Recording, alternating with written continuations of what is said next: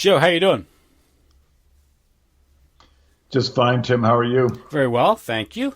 Well, I guess this week we had just I think last I guess it was Valentine's Day. Yeah, there was a school shooting down in Florida, Parkland, Florida. A gunman, a 19-year-old gentleman, I guess if you want to call him that, Nicholas Cruz, allegedly killed, I believe, 17 students at a Parkland high school, Parkland, Florida. The FBI apparently was tipped off to him.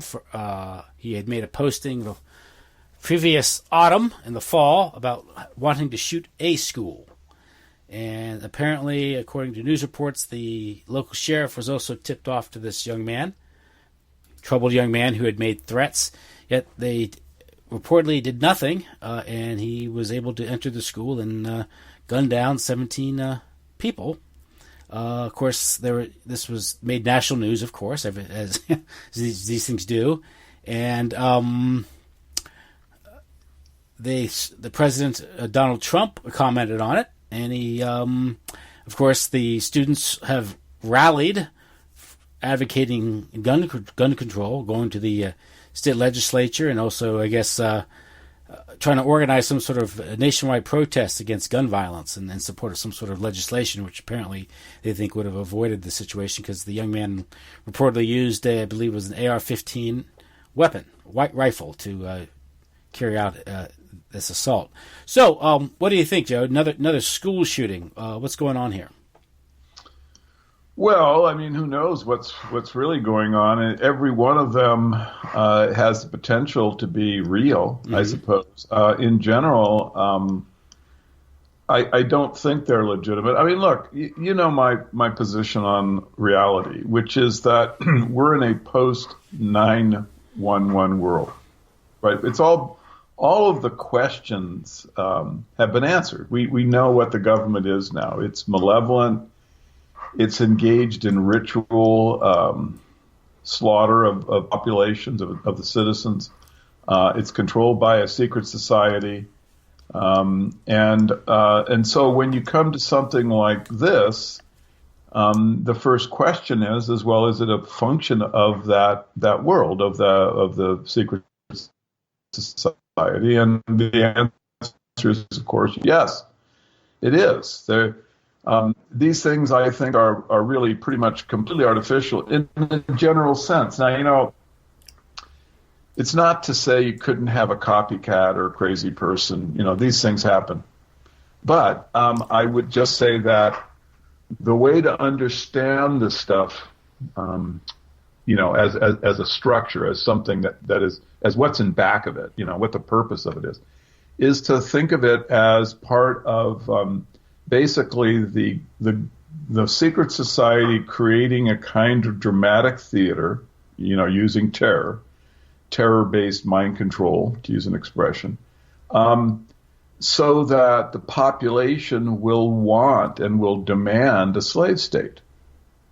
I mean, that's really, I think, what is clearly, you know, the purpose of all this is that you're going to have school killings, these mass killings, which, you know, it's hard to believe, Tim, but when I grew up, they weren't simply rare, but they didn't exist, right? Now they occur, one a month, and I think shortly it'll be one a week, because as I see it, this is just how this is their technique to get the citizens to demand that, you know, basically there just be, you know, more government and more control given up to them. And I would point out that, you know, one of the, you know, suggestions that's being put forward is that the teachers pack weapons, right? I'm sure you've heard this. Mm-hmm. You know, so they're saying, well, you know, really, some people are saying, you know, the way to, you know, teachers should be armed. And this would go, you know, hand in hand with police in tanks and SWAT team uniforms. I mean, basically, you know, I hope the people that advocate such things realize just how close to martial law they are. In other words, a lot of these people, if you talk to them, they would come from a more libertarian or even prepper kind of perspective. But then they would make a comment like, well, we've got to make sure that the teachers should have weapons on them. Well, I don't know. This to me would be more of a step toward the martial law than it would be toward a free society. What do you think, Tim? Yeah, I think it's a form of organized insanity. I think George Orwell called it. Yeah, it's just they're not. Again, they're reacting to something, and their reaction is as part of the psyop, of the intention of the psychological warriors, because they're not really addressing what's really going on. They're trying to respond to a symptom or respond to a particular event, and you're not addressing. Or do we live in a society that is so insane that teachers have to arm themselves to protect themselves and the students, and raises all types of questions about, in the whole scheme of things, would that actually create more violence because you just have more chances for guns being taken and accidents, or a teacher losing control of his sidearm while he's teaching class? This is just it gets kind of silly, because even if you think about it, statistically, you're far more likely to be killed in a car accident on your way to school than you are to be gunned down by a crazed gunman on campus. And this is all part of psychological warfare. Between 35 and 40,000 people a year are killed on the nation's roads, and a lot of those. That was before Iraq and Eve. I'm sorry, you broke up there. Hello. Do you want to edit that, or can we just start over? Yeah, I'll edit it. So I was saying, you're far more likely, really, to get killed in a car accident on your way to school than being gunned down by a gunman on campus. But nevertheless, the effect of psychological warfare is making everyone more fearful of being gunned down. A while back, I was talking to a lady, and she was had two kids in a elementary school, typical elementary school in a kind of an affluent neighborhood, and her two boys came home from school, and they had a drill that day. A shooter drill, and before going to school, the kid was perfectly secure at school, had no problem. But she was saying after they had the drill, the kid came back all scared, thinking that he might get shot. And that's what. So what are they really achieving here? It's there are any number of so-called soft targets. We're all soft targets, and if we worry about terrorism, where am I getting shot all the time? We simply won't be able to function as a society anymore, as individuals anymore, communicating with each other, engaging in commerce, social intercourse, what have you, which I think is the objective of these things. So it's just not. It's like the serial killer phenomenon. Serial killers in the 70s and 80s struck a lot of fear into many people. Despite the fact that statistically your chances of being a victim of a serial killer were infinitesimally small compared to other things like car accidents or slipping in the shower, all types of things, slipping in your bathtub, things. But nevertheless, it had its effect. So again, it's one of these things where it gets on the news. It's sensational because you have a cluster of victims. But how many people are shot to death a year in the south side of Chicago? 300, I think, this year or something. But that doesn't. Isn't that like a day? I mean, there's so many. It's just out of Yeah. So that's so that's just assuming these things are real, and I do think that most of these events are staged to one degree or another, hybrid events, and these things, they can either be manipulated or individuals can be triggered. These things, and if something like some sort of MK Ultra type subject.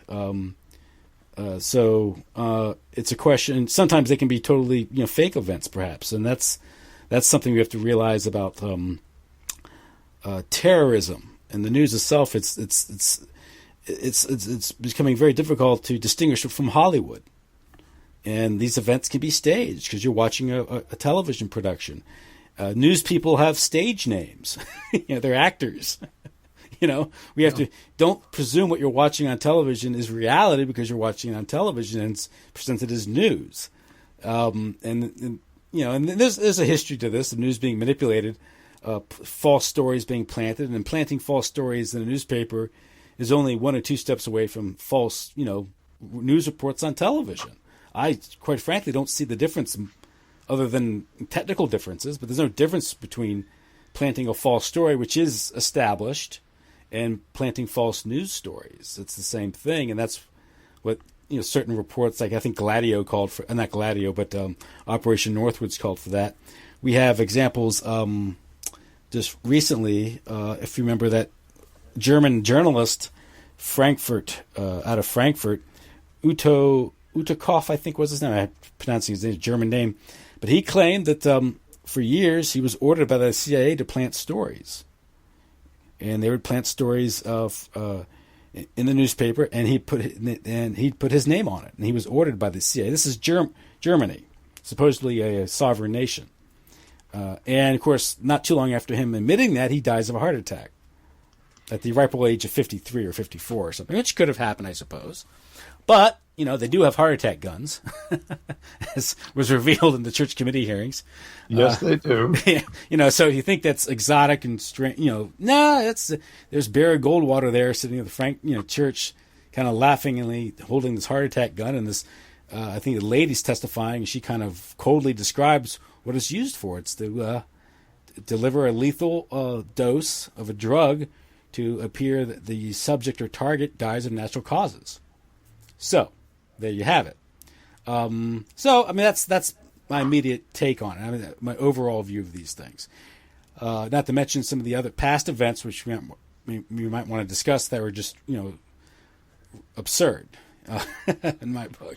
So, well, the most absurd one was 911. I mean, that was just one of the terror-based mind control things. It was really, functionally, was it any different, in fact, than one of these school shoot-ups?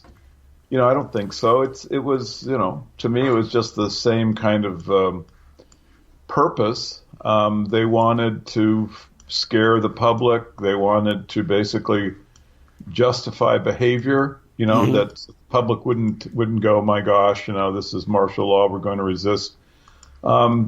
And so you get these school shootings, and you were bringing up the fact that some of them may be completely fake. I know that a lot of people think that Sandy Hook was just completely fake. And when I've looked at some of this evidence, and I actually know one of the individuals, and she's a very, very good researcher, very meticulous, and she came away after studying it thinking that it was, that literally the whole thing had been staged. Mm-hmm. So these things are certainly possible to be just basically video representations, like a movie. But it's really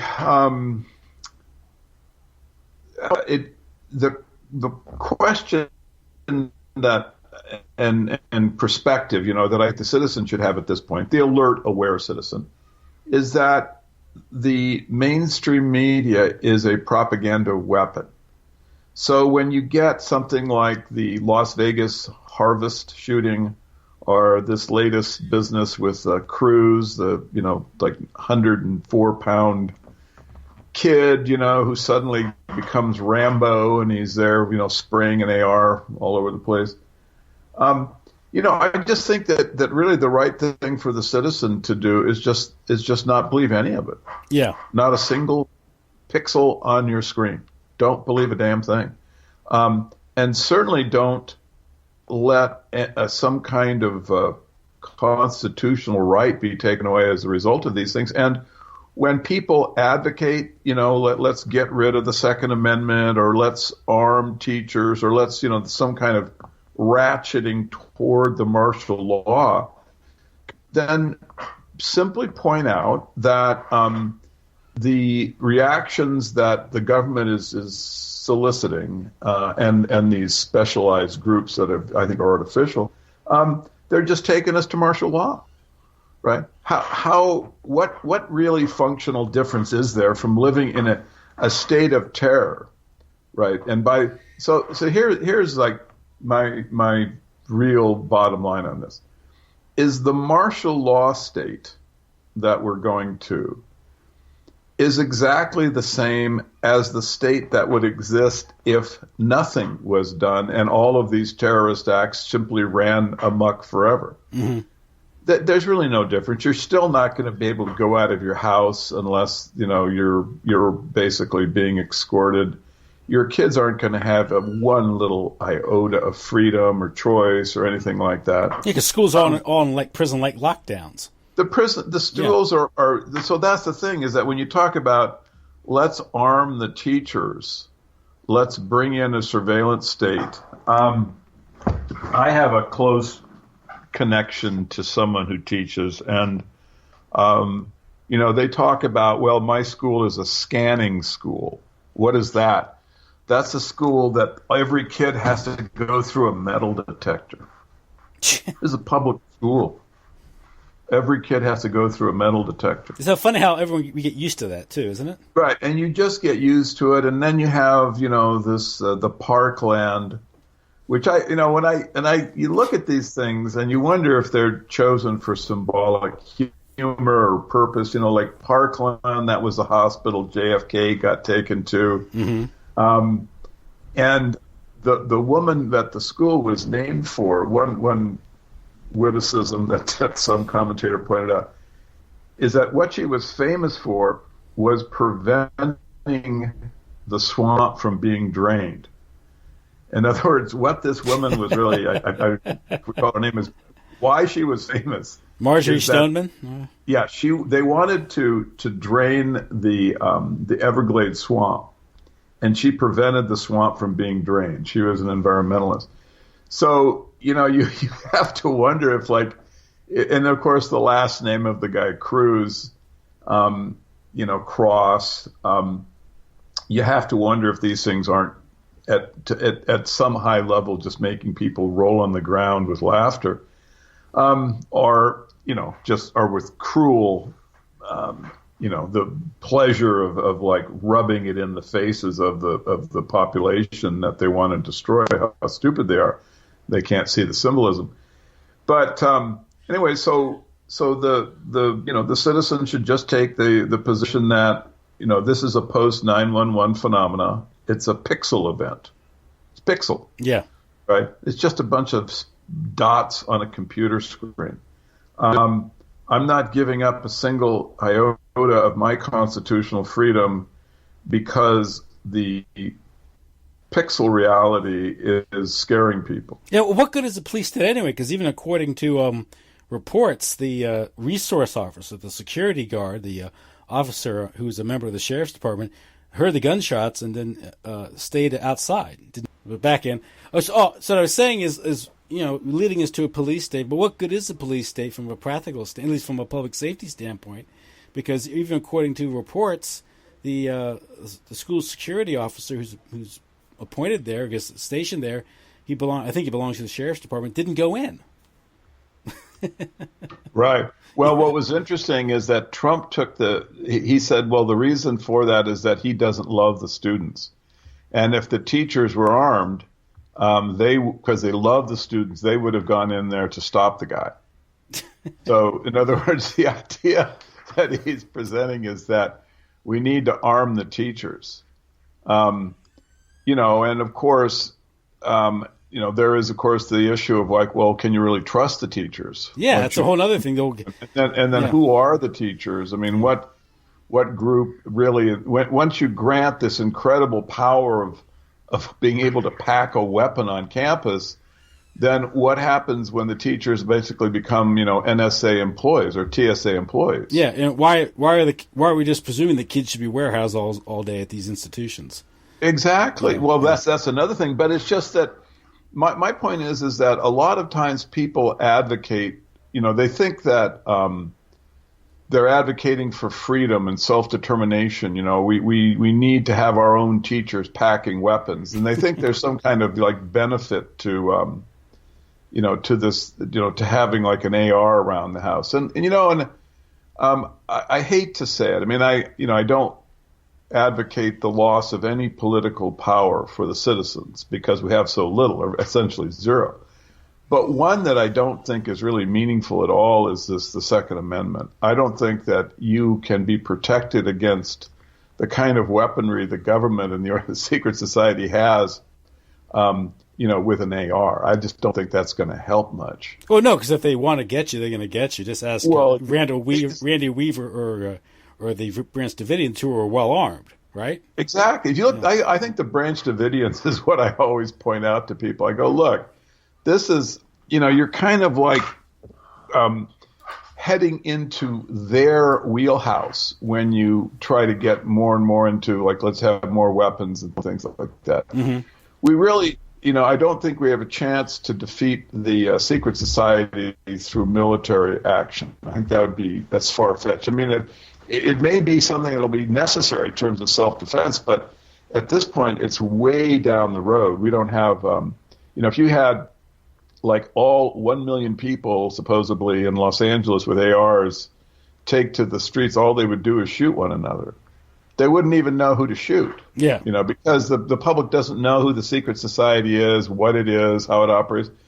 All they would do is hurt themselves. So it's really... I think the practical value of the Second Amendment, I think, is the psychological effect it has on the individual. Yeah. And also the idea that it will deter street crime and protect your property. And this will create a citizenry that is more independent thinking and less likely to be taken in by the police state. Meaning, what happens is when you have a city that has a lot of bad street crime and strict gun control laws, those people ironically have more faith in the police than those communities that have looser, more liberal gun control laws, where people can keep and bear arms and protect themselves. So there's a weird effect where the people are prevented by the state by defending themselves, and then they actually appeal to the state for more protection. Right. Right. Well, the whole. I just think the whole thing is it's just such an easy thing for the government to manipulate the false dialectic of the gun, of the Second Amendment struggle. Yeah. I think this is just a fake, easy to control kind of structure where they can just keep us confused and basically, marching steadily toward the police state. Because this is the only thing that is kind of useful about, and from my perspective about what has gone on, is that this is a clear way to see where they're trying to take us. Because I think that, when they talk about arming the teachers, you can see the plan. It's a little clear, isn't it? Where what the idea is to have the citizen beg for armed, government representatives everywhere. Yeah. But of course, in order to do that, and so that we won't be afraid of them, we need to basically see them as our own employees, like teachers and whatnot. And I think that's really what is the plan at this point, is just to keep up the terror, just round the clock. I think you're going to see these things. In fact, I mentioned it, at one show. I forget which one it was. Maybe it was one we did on the Las Vegas situation. And I said, look, these things are a meme. They're just going to come one after another after another. They're not going to stop until they get what they want, which is a population so terrorized that they will demand that the teachers are armed and that, the schools basically are behind barbed wire and, everyone is scanned on the way in. And what is the purpose for all this? Well, because don't you see what you've done? You've created your own slave state. Yeah, it's the school. It's a school to prison project. Yeah, exactly. Well, that's exactly right. So, what they've done is they've created the situation where the slave state is created by the public and demanded by the public, and the public walks into it voluntarily. I remember when I was in elementary school, and we'd have one thing. I remember as a kid having really cool toy guns, realistic toy guns. You could buy anywhere. Okay, you can't get good realistic toy guns anymore, at least not in any store or something. So, but we'd bring the toy guns to school so we could play at recess, and we would pretend to shoot each other. Sure. And no one thought this was odd or weird, and nor were we particularly violent, nor was this the first step, to becoming violent criminals. There was kids playing, whatever.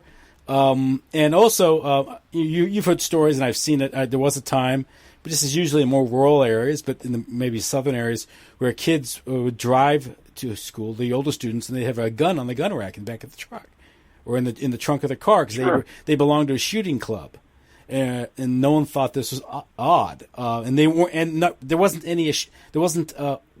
these rash of shootings. You also have now the so-called zero tolerance. I call it zero common sense, but that's what they want. Is a kid brings a toy gun, or a kid actually makes the gesture of a gun with his hand, and he's expelled. Right. Well, I mean, the thing is, we're so close. Yeah, well, it's not. Unfortunately, it's not only is it not insane, but it's just very clever. What they're doing is they're just having the citizen ask to have the martial law implemented. Mm-hmm. I mean, that's what this all is. And I will go so far as to say that I don't believe in the pixel world any of these things are organic. In other words, I don't think any of these shooters are actually, free agents. Yeah, they're either under some kind of mind control, or they've been, conditioned into the activity or driven into it, or it's fake, or it's like a Sandy Hook thing where they're able just to control the environment to the extent where the whole operation can just be then told to the public that this is what happened, be afraid. Yeah, and also there's a lot of interests. Well, one thing is, you just look at this Nicholas Cruz character where the FBI was aware of him. They were tipped off to him. I read that the sheriff's department was aware of him, the local police were aware of him, and they didn't do anything despite him making vague threats. Now, I don't know what you do if someone makes a vague threat on social media. You can arrest them or detain them as a material witness. I don't know if a crime hasn't been committed yet, but nevertheless, there might be an indication that somehow they knew about him for a reason. They were because this person could have been triggered or something, and that's a patsy or something. Yeah. Yeah, but the op I think is even more nefarious and more complex in that what I think they do is they say, yeah, we were aware of him, but like Trump says, well, they were busy with the Russian meme and they couldn't get around it. So what you're going to have is they're going to say, we really want to protect the citizens, so we're just going to have to even look more closely at all the social media. Yes, exactly. And we're going to have to clamp down on anyone who is, politically threatening on a social media. We have to protect the citizens, Tim. We're just going to have to do it. We don't want to do it, but that's what the population wants us to do. So we're just going to go in there and just basically, if you say something boo about the government, we're just going to have to assume that you're going to be shooting up a classroom, and we have to arrest your ass and take you to Guantanamo. Yeah. For interrogation, And so that's really what, that's kind of a lighthearted, but it is the case. This is really what's going on. This is a post-9/11 world. If they wanted to stop, first of all, it's like you were saying, and we have seen a time, you and I'm older, but we both recall a time. Kids could play without, and you could even have eccentrics and kids with mental illness and whatnot, and nobody walked into a classroom and shot it up. No. Right? That didn't happen. Well, why are there so many of them now? What changed in our psychology that, we went from a culture whereby, it never happened to one where it happens every single week? What actually took place? Well, nothing took place in the population. It was just that they have been steadily conditioning us into accepting this as more and more, a normal reality. But it's all fake. It's all just absolute BS. They're just, trying to move us toward martial law. And they use these, they get people confused by the dialectics that they throw at them. So they don't understand that the Second Amendment is being used. They're gaming people with the Second Amendment. They're saying, we need more weapons. The teachers should be armed, right. Arm the teachers, except just bear in mind that once you grant the power for the teacher to be armed, then the teacher, the employment criteria is going to change. And it isn't going to be, Miss Edelson from the community. It's going to be Miss NSA bitch who comes from Arlington, who with the mind control practice, and she's going to be the one in charge of your kids. And she is lethal, and she's a license to kill. And if the kid acts out, she's going to drill him right between the eyes. Well, I had to. So, it'd be like the cop, right? He was reaching for something. The kid was reaching. I thought it was a pencil, but I thought it was a gun. And of course, they'll have to have a drop gun too. Right. So it's actually, once you kind of get to a certain level of cynicism, which I have long since the threshold has passed, there's actually a kind of sad comedy to all this, because you can just see people being manipulated. I can see the Second Amendment zealots, just being step by step led into the situation where they're going to be demanding more guns. We need more guns, just let us arm ourselves, But I'm just telling you guys, the second that this happens, the employment criteria will change at the same time, because remember, you're going to have to train the public school teacher to handle a weapon. And now when that happens, you're going to see, that the friendly, Mrs. Edelson and the smiles and all that stuff, that's all gone. That's gone. You're going to have Miss TSA bitch with the mind control, and this is who's going to be packing the weapon. And they're also going to have, you can see they're going to have a lot of, and better trained cops, right? Like this one slob that, he was there but didn't go in. Yeah.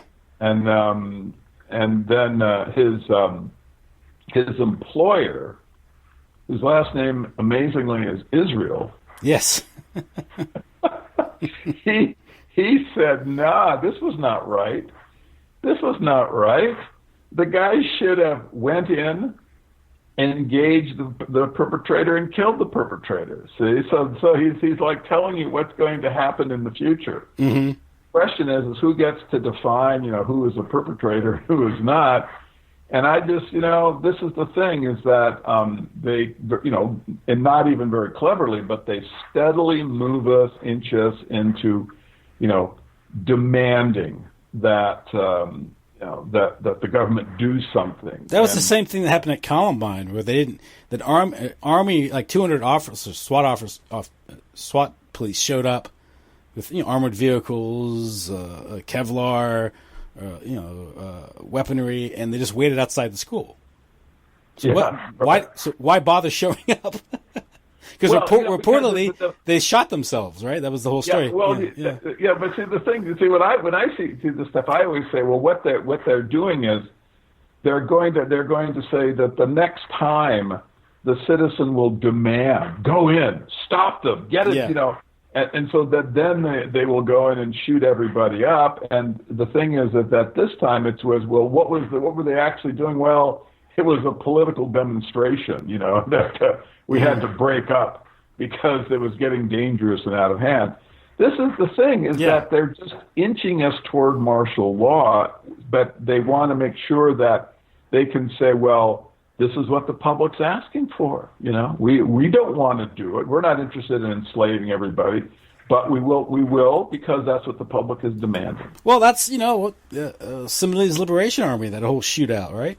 The whole stage thing, and SLA was a whole setup. It was an MK Ultra CIA operation. It was a complete cutout. It was an absolute cutout, and the whole purpose of it, as far as I can see, is just to usher in the SWAT team. Mm-hmm. This is really when the SWAT team came of age, is with the SLA thing, and Sinque, which is like the name chosen from a slave rebellion, right? He was able to create a terrorist out of Patty. So now you've got, and then of course who we also raped. So you've got, in terms of like manipulating the population, it's just, that whole thing was just, And sure, she's an heiress to the Hearst fortune. Of course, Hearst was a master manipulating the population through fake news, false news, yellow journalism, things like, Right. Yeah. I mean, it's sort of like Clinton and Monica Lewinsky. It's like you were saying is that, Clinton is able to get these concepts which could never enter the common vernacular of America, in any other way, but people are suddenly talking about not only oral sex, but about stains on the dress. Mm-hmm. Well, gee, this is a great thing for young people to be, learning about, and particularly in the context of the leaders of the country.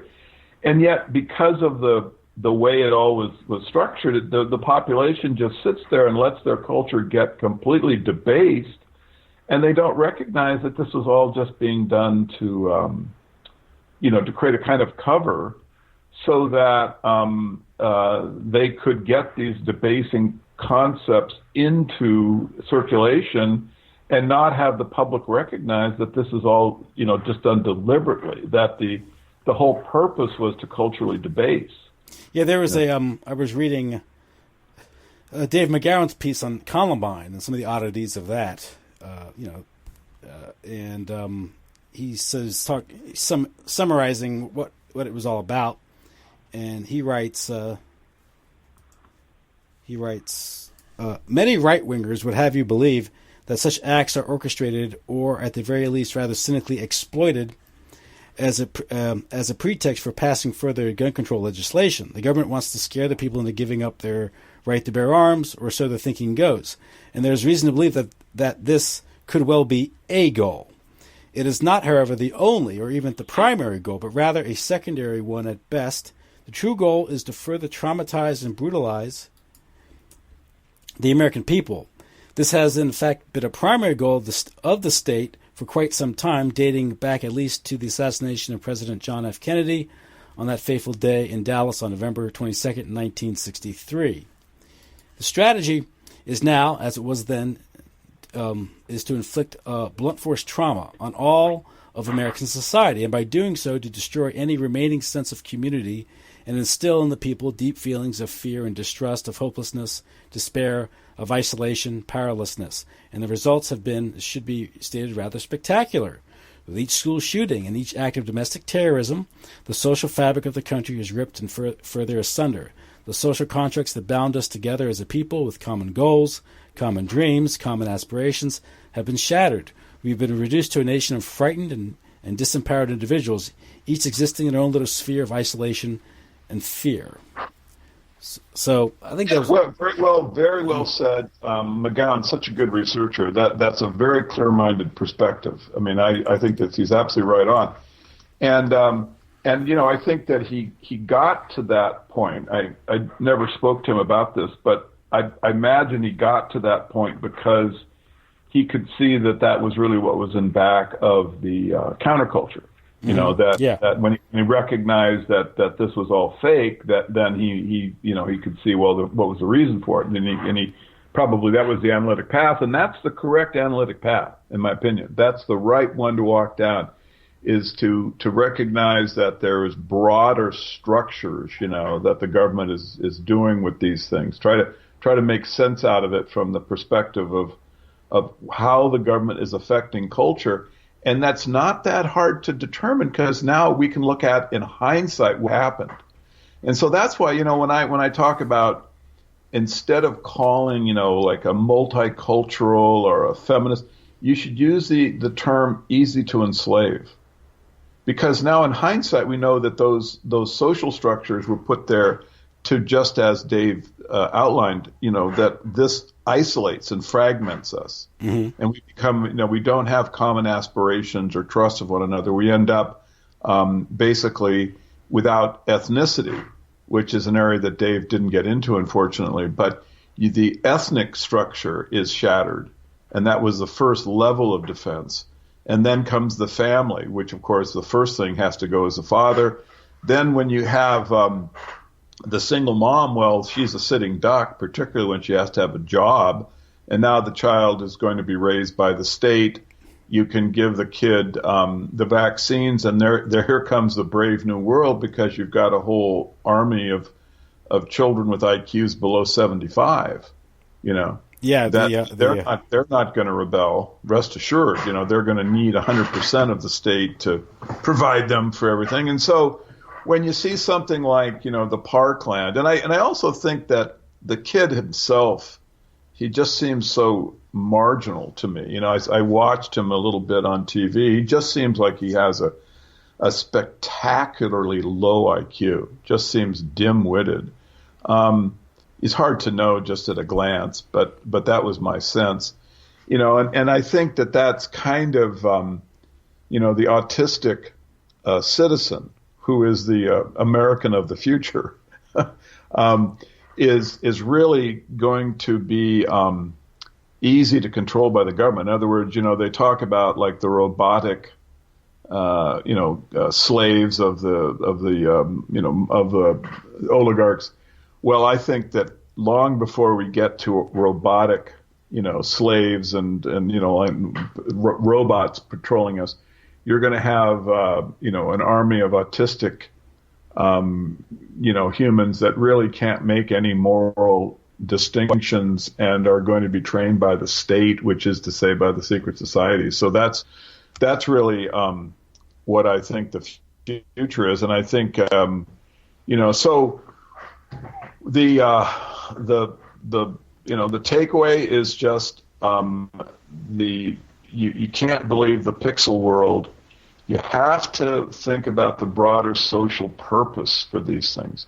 You always have to assume that they're fake, or they're being manipulated. There's something about them that the government is using for the purpose of advancing the brave new world. Mm-hmm. And also, there's have you given a thought to the mental health agenda here? Yeah. Of course, we need mental screening, early intervention, and we have government mental health care. It's called MK Ultra, right?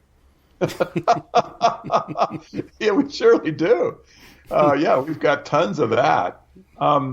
But that's the thing, is that you're going to, that's one thing you can see, is that when they talk about, the individuals were crazy, right? Mm-hmm. And they just weren't given enough attention by the government. Well, I mean, isn't it clear where this goes? What the next step of all this is? The next step is that they just will say, well, we're going to have, better mandatory mental health. And that starts out with,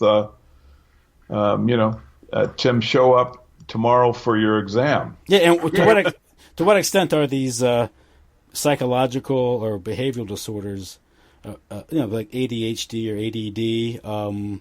All of this whole look. I mean, this is something that really bugged me. I mean, this whole ADHD and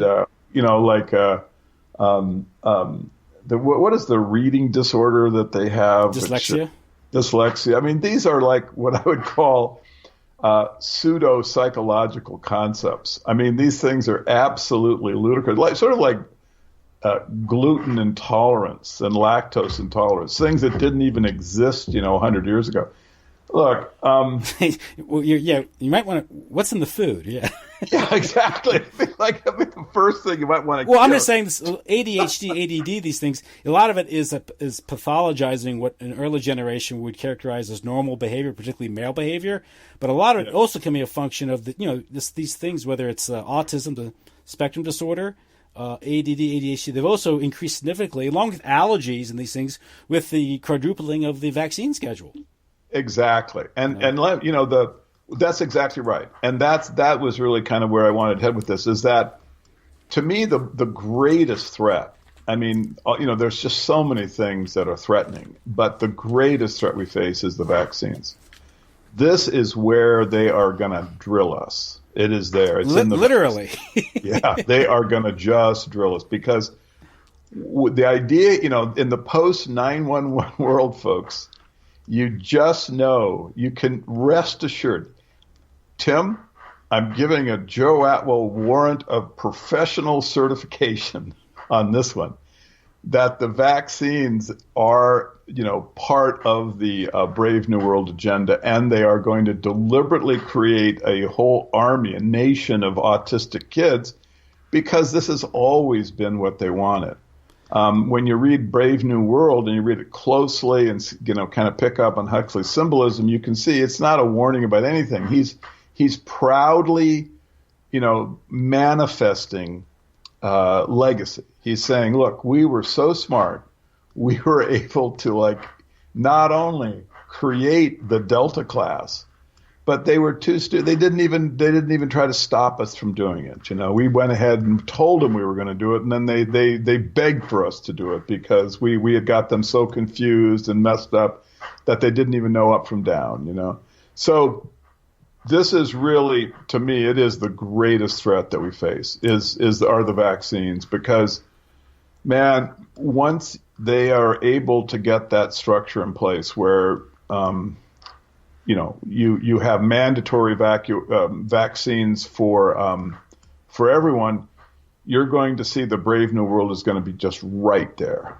Well, just going to come right there. Joe, only conspiracy nut would think that injecting formaldehyde, aluminum, and mercury, and whatever else falls into the vat is bad for you. Obviously, mercury's fine, right? Sure, aluminum's fine. All you want. But let me tell you something. This is just the stuff that that we've learned about. We go, oh my gosh, there's vaccines. So you'll see, there's mercury, bad for us. We don't want, So they'll go, no problem. They'll take it out. Tim, how would we know what they've taken out? Well, I know. That's another thing is that who would actually have the capacity to test any of this? Well, obviously, this is the FDA, we are in the post 911 world. Joe, we have the FDA. Don't worry, they're on it. The Center for Disease Control, right? Don't worry about it, right? They're on it. I watch TV. They're on it. Right? They got their little white schmucks on and their horn rimmed glasses, and they're defending the citizens. Everyone would have gotten. If it weren't for vaccines, everyone would have gotten polio. Yeah, we'd all be walking around, rolling around in wheelchairs with an iron lung behind us. That's the picture that's painted. It's like that's so. If not for that, millions would have been paralyzed. Of course, if you read the history, that's absurd. Polio was 98% asymptomatic, and 98% people symptomatic felt like they had the flu. It just wasn't the crisis, and the paralysis people got probably had nothing to do with poliomyelitis. It was probably pollution. DDT. They were they were spraying kids with DDT just before all of these infantile paralysis arsenic events. And things like that. No one ever did some kind of correlation test to see which one is a stronger correlate. Is it polio virus or is it DDT? Yeah. They just told us that this was what was happening, and then the public, because we don't have at that time we didn't have the understanding that we were being attacked by a malevolent secret society.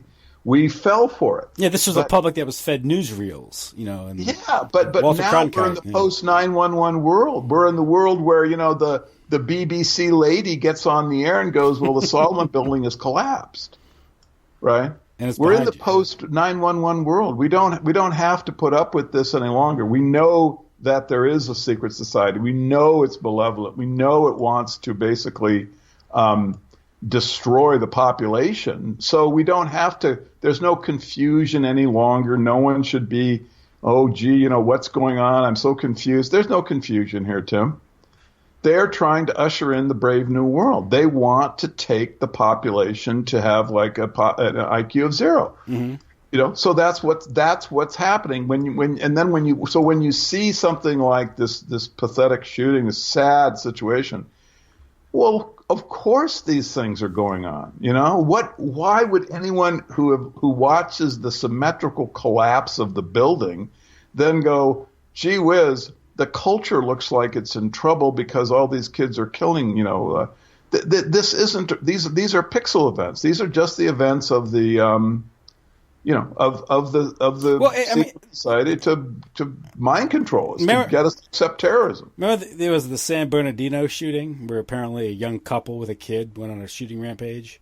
Sure. At a birthday party at a government center or something, government office building, and the shooter, and then, okay, fine. There were witnesses who saw a white guy, two white guys with a military type build with a gun, and if you have conflicting eyewitness accounts and these things, and one of the people said, "Oh, look, it's one of those drills again," right? By the way, there was a drill down in Parkland from what I understand. know Parkland had a drill going on. So apparently, and then they said he found out about it. Well, how does he know? How does this kid know there's going to be a drill? Whatever. But the San Bernardino shooting, and then remember, okay, so and of course the two assailants are shot dead. So they're out of the picture. And I never quite found out what happened to the child, do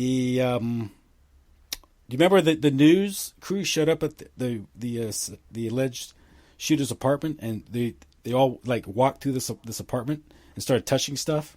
Right. This is a crime scene. It's a crime scene, right? I know. It's like, yeah, but the pixel world is more important than the real world. Of course, it probably wasn't a crime scene because the whole thing was probably staged, and the reporter couldn't be charged with contaminated crime scene because it was probably a set.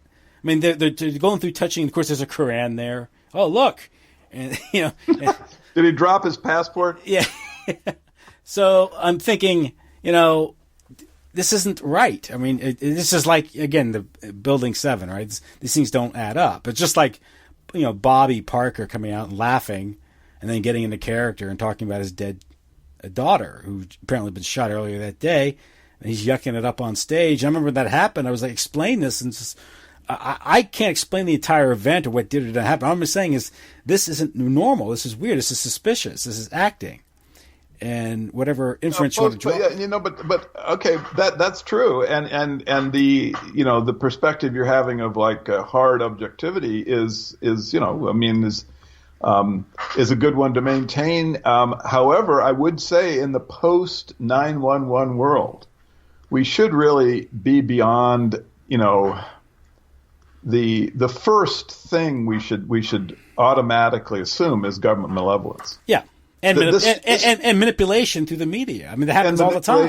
Exactly. And it's just a question to what's the extent of the manipulation? To what extent and how they're manipulating it. The idea of is a given. Of course they are. Of course this is all just one big, operation of some kind. Look, there wouldn't be, if they wanted to stop these kinds of killings, they could do it in like a day. It's not even, it's not even a big structural problem, really. They go on because they're valuable for the agenda. Mm-hmm. And so the shooters are either unreal, it's not a real shooting, it's just like a completely fictional thing, or they're poor, demented individuals that they're able to mind control into this behavior. Which, again, the grammar for that, the evidence for that is, I mean, it's documented. The programs, the agencies that do this. So you have Trevor Harrison's book, the Terror Factory, where that very thing the FBI pulls off in order they can create terrorist conspiracies or actions so they can crack the case and break it up and claim the credit for it. That's really fundamentally no different than what we're talking about here. Is you can just have an agency or even a contracting. I mean, to talk how many. There's thousands of independent contracting companies who are operating under black budgets or classified contracts. There's no oversight to this stuff. And so who's to say what's going on behind the scenes? There's companies like the Halo Corporation and that carry off real life, battle scenes or they reenact, crime scenes or attacks for the purposes of training, supposedly. Well, that can be very simply be turned into a fake event. You can also you can take a drill and spin it in a way or interpret it in a way via the media and turn it into a real event. And so it's not that difficult to pull off, especially if you have a compliant media who doesn't ask any questions and they just read they just read a script. Well, and the media is more than compliant. In the post 9/11 world, one thing about the media you just have to accept is that they are part of the operation. Yeah. Just like the media the media has been as compromised as the medical profession. I mean, to me, it's just axiomatic that the Hippocratic Oath has been breached. Mm-hmm. When you read like pediatricians are given bonuses for completing the vaccine schedules for children, right? Once in California, when they get the kid to the 60th vaccine, it's actually more than that, like 65th, then they're given bonuses. And these are huge bonuses, like a large fraction of the income for the doctors, right? This is actually happening. And so when you read this and you understand it's true, then you realize that the Hippocratic Oath has been breached. There isn't any Hippocratic Oath. So you just have to, in our world, Tim, we have to make the transition, to be alert, clear-minded citizens. We've got to make the transition to recognizing that we are in the post-911 world. And there's no reason, and you can't trust the man in the white coat. You cannot, in fact, not only can you not trust him, but you have to always first recognize the potential that this is a weapon against you and against your children. No parent should ever, under any circumstances, let the, some guy in a white coat put a needle into your kid's arm. Say, don't worry about it. This is all, this is going to make, he won't get whooping cough or something, In your newborn baby. In your 10-minute-old child. He may get hepatitis B. Right, if he has sexual activity before he leaves the hospital. So my question is if a doctor is so incompetent and so malevolent so as to give your newborn baby a hepatitis B shot, this is a difficult question because then you're stuck. If you can't rely on the experts, whoa. Then, but you can't. Why would you trust them in anything? You cannot trust them. You just have to see. This is the transition. This is the modern citizen. They used to have all of these. Like the modern woman, and they would have like a litany of aspects. That they would regard as the difference between the 1950s and the 1960s. I can remember these things. Well, in the modern citizen, in the post 911 citizen, the first thing is the government is always malevolent until proven otherwise. You just have to always take that perspective. The government is there basically to destroy you. And if the government is saying that something is good, it's doing so because it's bad. Well, that's another thing. The burden is when you talk about this, let's say an event like this goes down and you're in a mixed company and you hear about it and you go, well, if that's true, and I don't even believe it's true, and they'll go, well, what are you, some kind of nut? So, well, then you ask the questions, why would you presume what you're hearing is true? Why is that your assumption? Why is that your first reaction is, well, it's got to have some basis of reality to it because you're hearing about it, or you're seeing it on television or on the computer or something. Like I said, this is pixelated reality or pixelated faux reality. It's a simulacrum. It's got nothing. It may have very little, nothing to do with reality. And this sort of raises an epistemological question about modern life, about how we know about the world. Remember, in previous times, we didn't have modern communication, mass communication. So the information we got about the world was what we picked up with our five senses. We could trust those more or less, right? We could trust those.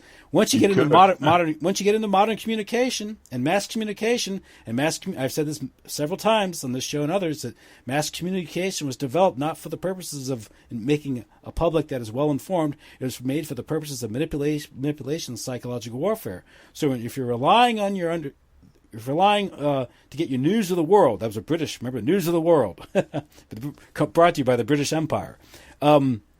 If you're relying on means of mass communication, modern communication, to get your news, you better damn well be very skeptical of what you're being given, and you got to be very careful because it's being manipulated for some reason. That's why it's being provided to you. Nothing comes for free in this world. So, man, that's a really good point, Tim. I mean, that well said. I mean, that is exactly right. Is that we must never forget that fact. That modern communications were developed for the purpose of deceiving. Mm-hmm. I mean, if you look at the special effects lab in Laurel Canyon, mm-hmm. and think about, well, what could possibly be studied in such a place?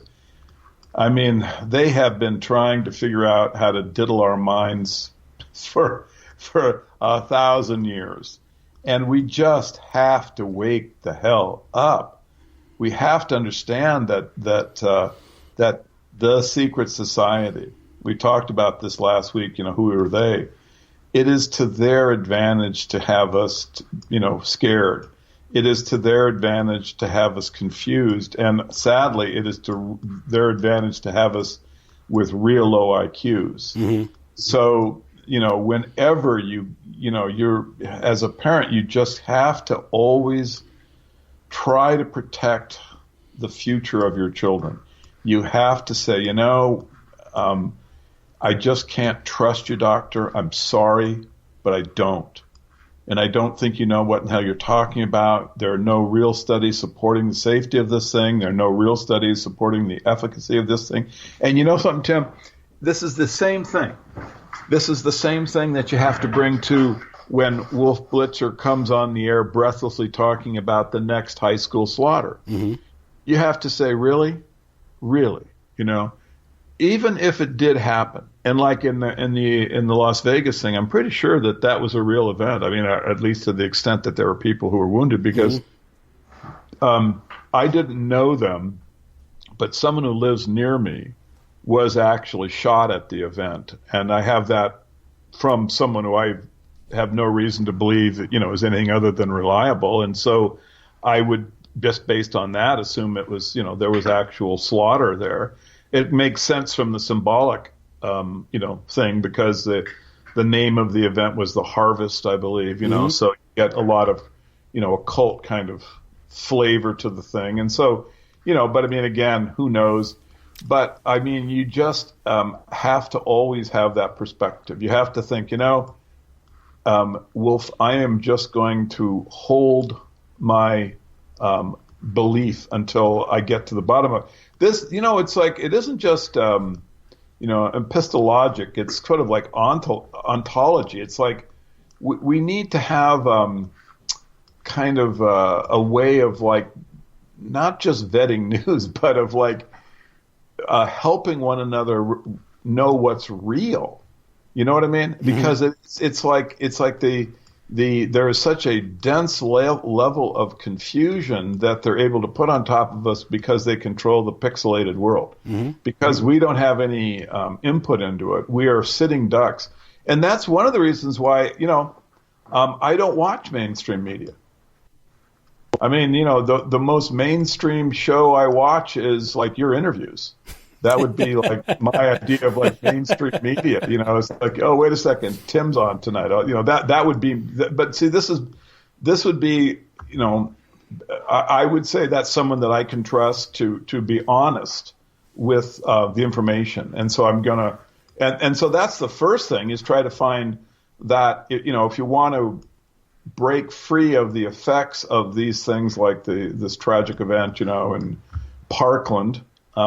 With the lady who was going, the school was going to drain the swamp, is try to find another, way to get information. So this is, I mean, we've talked about this so many times, but this is like kind of the first step, is get a different way of getting information. Because if you're going to get it from Wolf Blitzer or,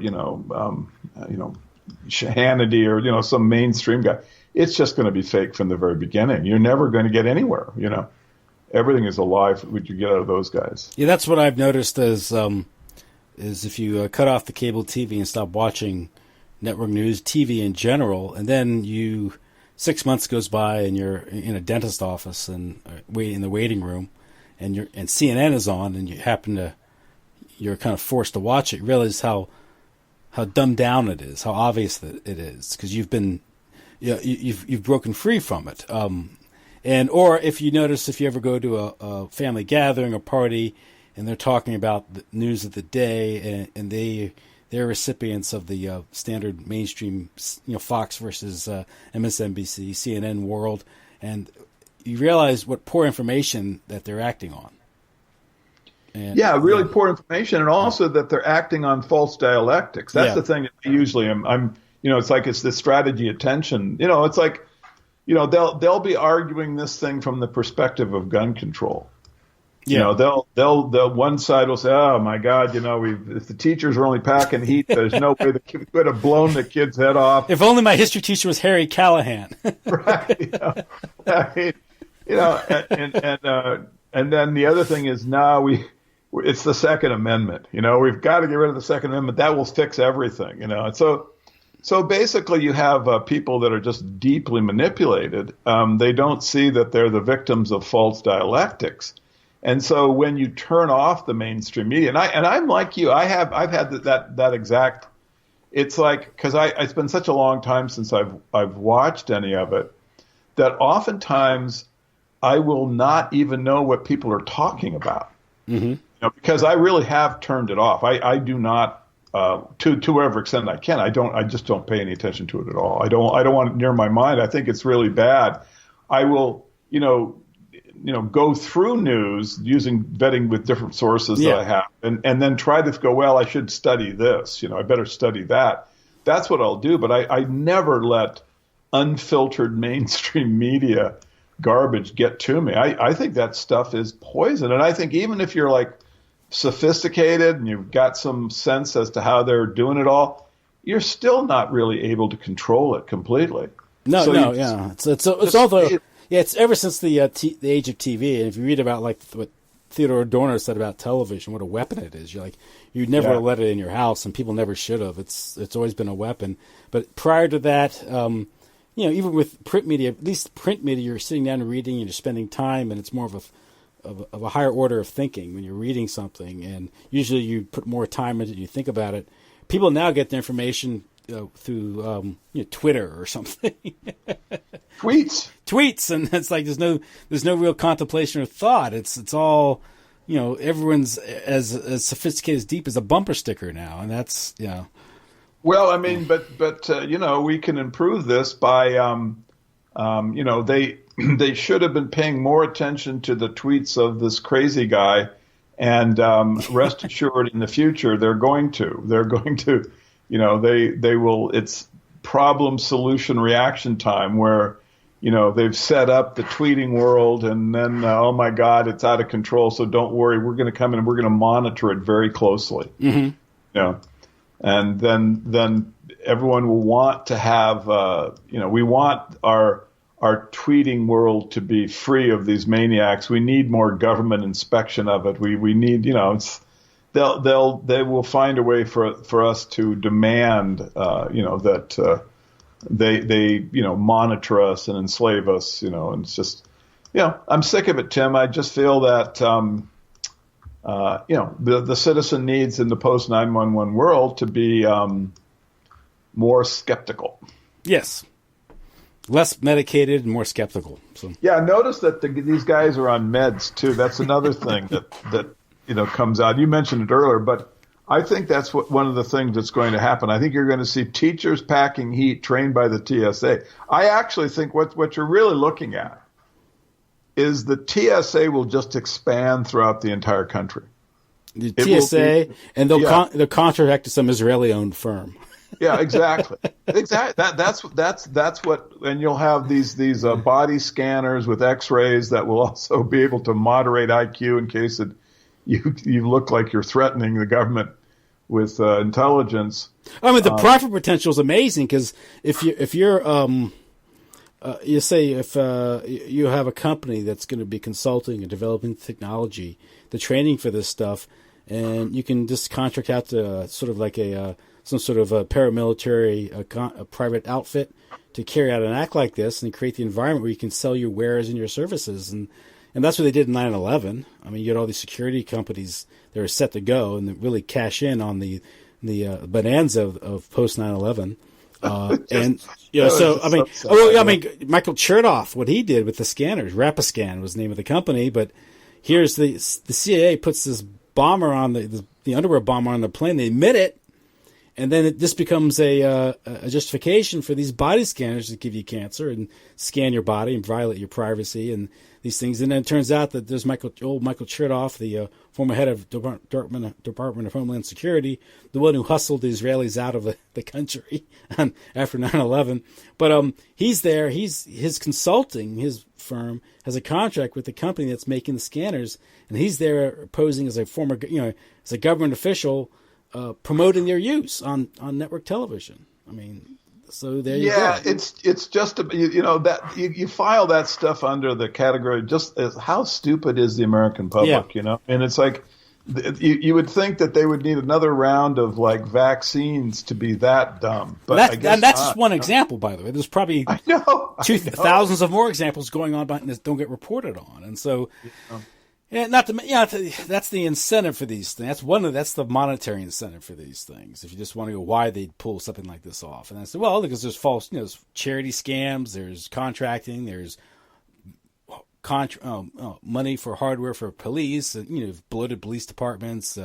You have each one of these drills that they run. Probably, they have a budget. Someone's making money off them. Well, it's like when you say follow the money, you always have to remember that. Financial control is part of the slave state. Mm-hmm. So when you see like all of the financial, kind of shenanigans around 911, and you go, well, gee, was it just money? No, that wasn't. Money was not the primary. I mean, they own the Federal Reserve, but they are always moving toward the slave state. Yeah. So of course they would take this opportunity to move more of the wealth of the nation into the tribe, mm-hmm. right? And then they obviously did that, but of course that wasn't the primary reason for the op. That was just something they were taking advantage of.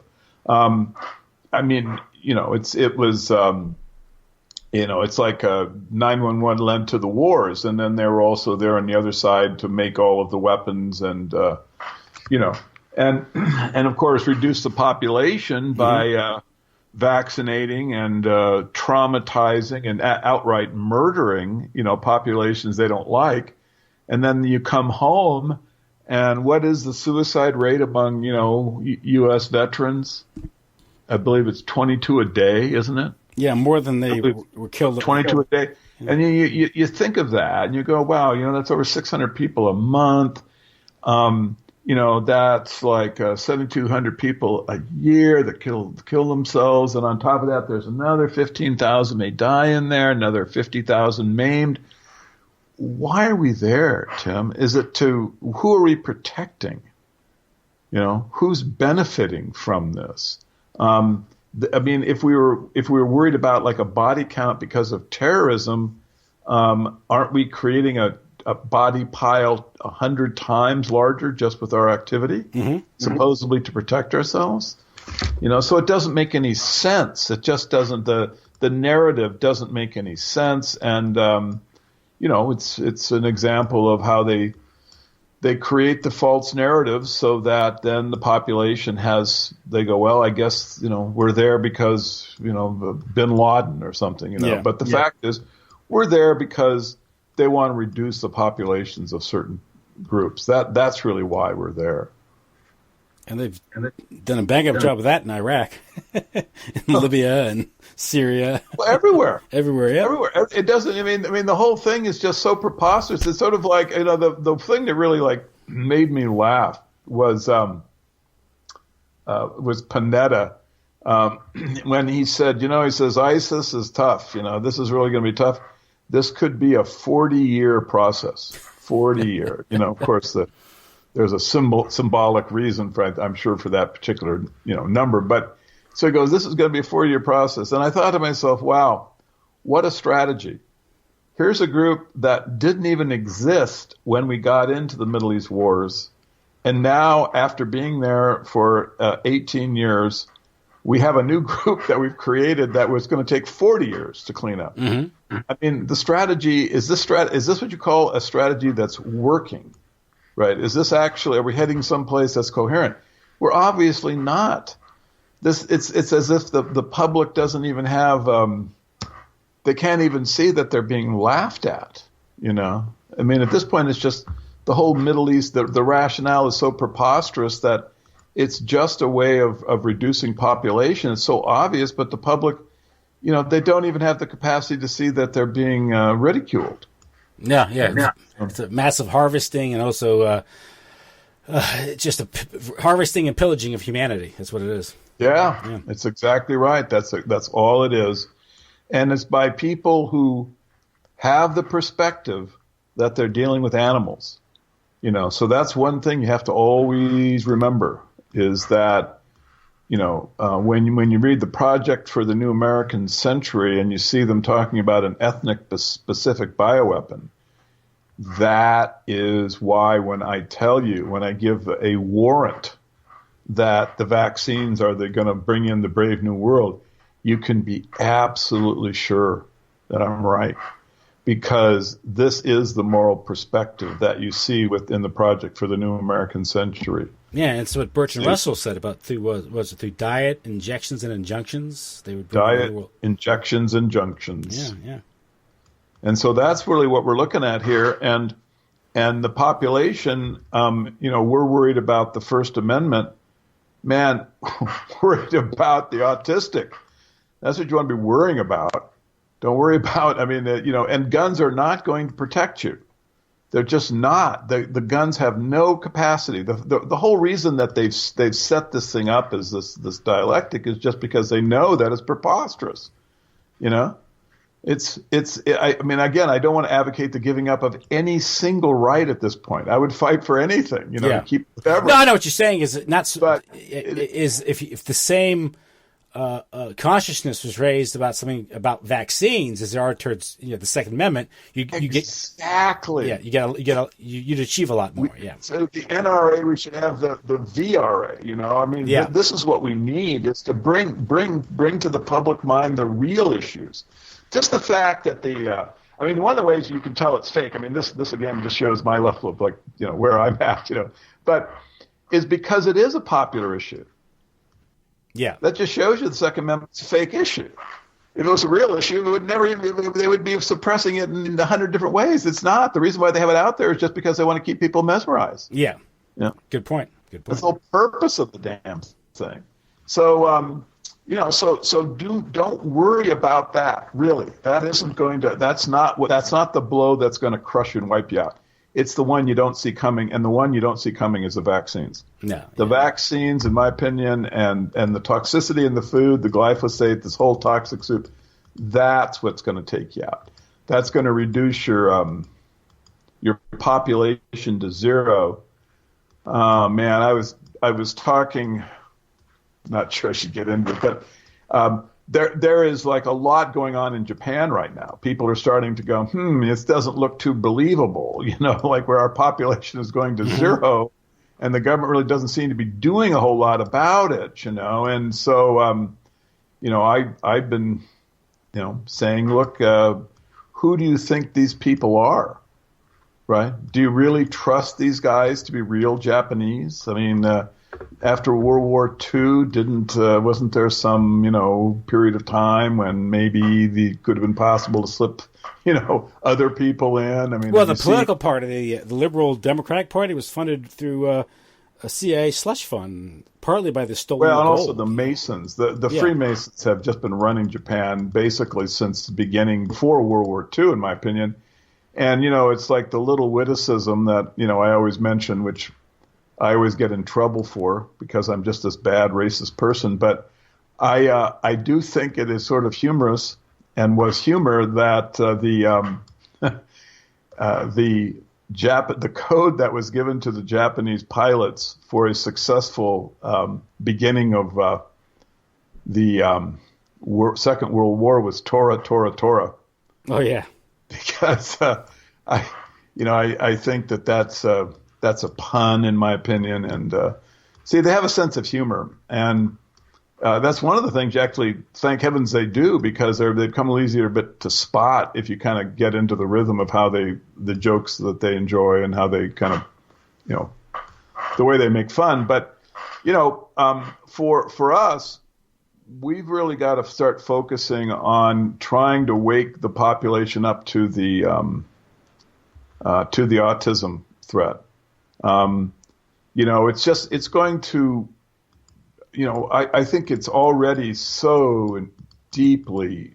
I mean, I really would love to see some honest analysis, but I wouldn't know who could do it, because it'd be, the government would really be shutting this down if someone tried to do it.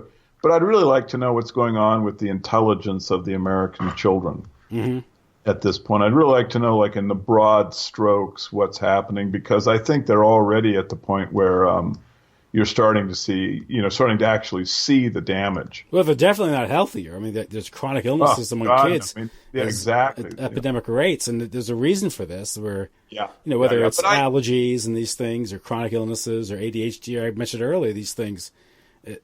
All this explosion follows along with this increasing in the vaccinations since the 90s. Yep. I think in the early 80s there were 3. Now there are 16, 49 doses or something. And I don't know, but it's just incredible. I mean, these things have exploded. And in California, of course, it's completely mandatory. You can't even be in the public schools unless you get the whole kit. And unless I'm mistaken, it's 67. That's how many there are. And when I was growing up, it was like 5 or something. Yeah. And now, and then, of course, they weren't mandatory.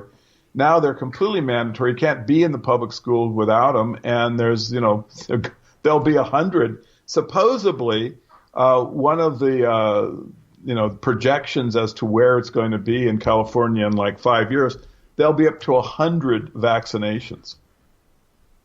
I mean, the kids will be so full of mercury, they won't be able to stand up. I mean, they'll just be like... And like I said, this isn't the same of... obviously, when you get vaccinated, it's not the same as when you experience these diseases naturally, because your immune system, your body encounters these things the way they should be, and then your body adjusts appropriately. You develop cellular immunity, they say, so you're a lot healthier when you're an adult and these things. And really the solution here is overall better health, better diet, better hygiene, better public sanitation. None of these things are medical, by the way, which is part of the reasons why it's being done, because otherwise it's not a profit center. And it's become a profit center, and I think it's more than just a profit center. It's a way to cull the herd, reduce the population, or reduce it to a state that's more manageable. And people like Bertrand Russell, and even Jonas Salk, the guy who developed the polio vaccination, supported these things. He was an avowed eugenicist and population control guy. So I always wondered about that, because he wrote a book about it. So I know, and you actually pointed that out to me. I wasn't aware of it. I wanted to thank you for giving me that data. But when I was reading it, I actually got some excerpts online. I didn't actually read the book, but I was reading these excerpts, and I was saying to myself, why would anyone ever trust a single thing this guy did? Because no one knows. He is a maniac. I know. And this is the guy that you are trusting. This is like, when I was reading that, the thought I had, Tim? I was thinking, well, this is like, I wonder what the German people are like. I think I'll ask Ewan Cameron to write a synopsis of it, because I know that you really want to get a synopsis from a homicidal maniac. This is the right guy to give me the, what are the German people really like? Well, we'll ask Ewan Cameron. So this is why you're going to have this Salk guy, this eugenic maniac. He's the guy who's going to be creating vaccines that are going to be put into your kid. Good heavens. The public is so stupid. They have to wake the hell up, Who's the other guy? Maurice Hillman or something? The guy was chuckling. Yeah. Right. I got cancer and the virus. Sorry. Whoops. It's all kind of, these things experimental, and it's like he was one of the guys who were saying, they're unavoidably unsafe. We just can't make them safely, but we have to have them. So by God, they gets rid of the capacity to sue anybody who makes a vaccine who is certified by the government to do so. You can't sue them anymore. The only people in our economic structure that has that designation. So, man. Well, we've gone from school shootings to vaccines, but if you listen to the entire conversation, it's the same thing. You'll see where they intersect. Yeah, it may seem like we transitioned. We didn't. Yeah, it's the same thing because the vaccines are just part of the whole Brave New World, which is part of which is the martial law. And so when we get into the vaccines, we're just helping people see the totality of what the shootings are there to provoke. Mm-hmm. This is all. That's all what's going on there. And also high level malevolence. That's another thing. It's a sophisticated level of kind of malevolence that has big plans for your children. Mm-hmm. So. Yep. Well, Joe, I think we covered it and more. So I think we got it, brother. Anyway, thank you so much. It was fun, and I will we'll get them again next week. Yeah, enjoy your weekend. Thanks. You too. Bye bye. Bye bye.